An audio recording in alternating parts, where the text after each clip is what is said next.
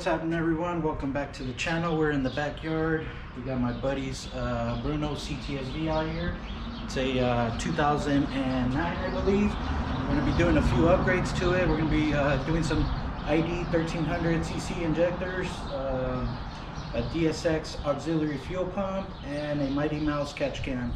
And after that, we're going to be setting up with my buddy Frankie so we can hook him up with the sauce and get this thing all tuned up and get all the power out of it. Let's take a look at it. So I got it here in my little shop area. This thing is super mint. Really nice, clean car. I believe it already has a pulley, intake, exhaust, minor bolt-ons. Got the doggies out here, but thing is really clean. Let's get the parts out the back. All right, so got the Mighty Mouse catch can right here, the wild setup, I believe. And then we got the auxiliary fuel pump by DSX. It's the best one in the market for the CTS Vs. And we got some ID 1300s, only the best. These have the best drivability. Recommend this and this for the Vs. But got the car already on the rack, got the hood open, disconnected the battery. I'm gonna remove some of these plastics out the way, and then that way get the strut bar off, because I'm going to confirm that the brick is welded and reinforced. If not, that way we could get it done before we do the tune. So either way, I gotta remove that. That way I could also get to the injectors and all that. All right, quick little update. Got the injector harness all unclipped on both sides and everything out the way so I could get the fuel rails out. Got the lid off the blower, and I confirmed it does have a reinforced brick, so you can see that. The way you could tell, normally this welding right here won't be on your OEM brick, supercharger intercooler brick. So it is reinforced, so he's good on that. Didn't realize he even has a lid spacer, so that's pretty cool. But there's a lot of blow by, as you can see. Little oil built up, so I'm going to clean this up. And then this is why you got to have a catch can. These cars do produce blow by, so especially as the miles get higher, so it's important for you to have a oil catch can. And this is exactly why. All right, we got the fuel rail out. Got it here on my workbench. Got the injectors out. A bunch of the O-rings were all dry rotted, super hard to take off. Gonna get ready to clean this up and install the new injectors and use the proper lubricant for the O-rings, so that doesn't happen again where they get all stuck and rip as you're trying to remove them. So moving right along. All right, fuel rails are bolted back down. Can't stress enough, make sure you use lubricant for the O-rings. They go right in like butter. Next thing we'll probably be doing is the flex fuel sensor install. They're the best ones in the market. All right, so I got everything all removed out of here. I got the flex fuel sensor installed. Always double check, make sure that this fitting, let's see if you can see it, this fitting right here is tight. Everything's good. It's plugged into the coil. This one plugs into the coil harness once I put the harness back in for the injector harness and coil harness. But while I'm here, I already removed all these spark plugs with the new ones we're going to be using, new NGKs. You could tell they needed to be changed already, a little burnt out, but the new BRF V7s ready to go in. So I got my spark plugs in, got my spark plug wires all hooked up with the coils, got the flex fuel all hooked up to the first coil over here, and then I already removed the first connector. You got to pop this blue plastic tab out, as well as this from the connector that hooks up to the ECU. Take out one of these little, so you can see one of these little gray clips, and then it goes in number 5. Once it's popped in, that's what it'll look like. You just gotta get this blue thing, this blue connector, and lock the clips back in. Alright, so got that blue clip back in. Gonna set this back. I'm gonna get a zip tie, get these wires all tied up before we put this clip back on. Alright, gonna start doing the harness for the auxiliary pump by DSX Tuning. This is a new version. This one definitely looks different than the one that's in my car. Must be an updated version. But this is the harness. Literally just plugs into that. So gonna lay out the harness on the car. Start getting all this wiring ran.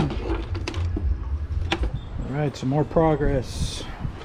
Got the module for the auxiliary fuel pump down there, so you can see it. Got my grounds hooked up, got my wiring going down to the bottom for the fuel pump. Everything nice and ran. Got it hooked up to my second map sensor over here. Moving right along. The next thing I'll do before I lift the car up and start doing the fuel pump, probably do the catch can next. So I'll probably pop that out of the box right now and mount it, since it does go mounted back here. And then once I mount that, I can put the blower lid back on. That way that's not in the way. Alright, so we got our catch can set up, all wrapped up. So this is the, goes to back into the oil cap right here. And then we got two 10mm bolts that hold on to the bracket of the catch can. And then you got a line that goes down that gets mounted by the transmission, so you could drain it. Everything's pretty much all wrapped up here. Gonna probably install the blower lid next. That way all this up here is all wrapped up, and then after that I'll probably call it for the day and continue the video tomorrow. Alright guys, we're gonna continue the video. It is New Year's today. Yesterday was New Year's Eve. I actually got ahead of myself and didn't record, but I got the blower lid on, and then I got my intercooler ice box back installed. Got all the lines all hooked up to the back. One thing I do recommend before you put your lid on, if you ever take it off and you're working inside the supercharger or around it or whatever and the lid's off, make sure you get your air hose and just, you know, push air down each cylinder. Make sure you ain't got no trash in there or nothing's fell in. Just a safety thing. But everything is coming together. On the top part, everything's pretty much all wrapped up. All I got to do is torque the lid. Once I'm done torquing the lid, I'm going to be lifting up the car. That way I can finally get this part of the install done, which is the aux pump. If you want a step-by-step on how to install this, if you go down in one of my old videos, I have I think it's called DSX auxiliary pump install. I have a full video of how to install this step-by-step. This video wasn't really meant to show you it's not really a how-to video. It's just kind of a video of showing what's going down in the backyard and what I'm working on. If you need any help, just go ahead, feel free, send me a message. Yeah, let's keep continuing working on this car and try to get this thing wrapped up. All right, here it comes.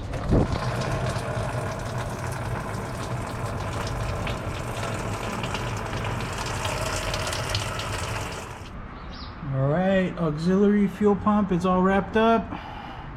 Got everything all nicely zip tied. Everything's all connected. Got my fitting on the fuel tank done. Check it out from back here. You always want to get it from the corner. That way when the car launches, you don't have no gas slosh and gas not going in, feeding into the fuel line. So essentially what it does, it picks up fuel from the back of the tank, which this is the line that sucks up the fuel, goes to the filter, fuel pump, and then from here goes back and it tees to your fuel line up here. which that's the feed into the fuel rails. So it just adds double the fuel pressure going towards the fuel rail with this Walbro 255 pump. And with this you can make about 800 to 900 horsepower without having to actually swap out the pumps in the tank on E85.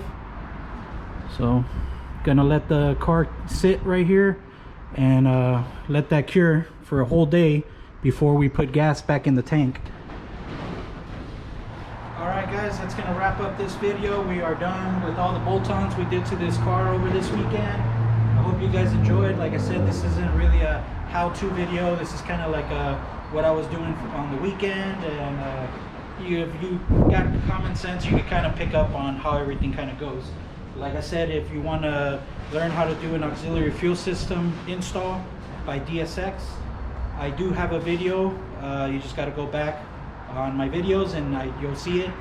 But like I said, if you have any questions or something, or maybe I can help, shoot me a message and I'll try to answer the best I can. Gonna let the car sit, let that cure for the week, for the day.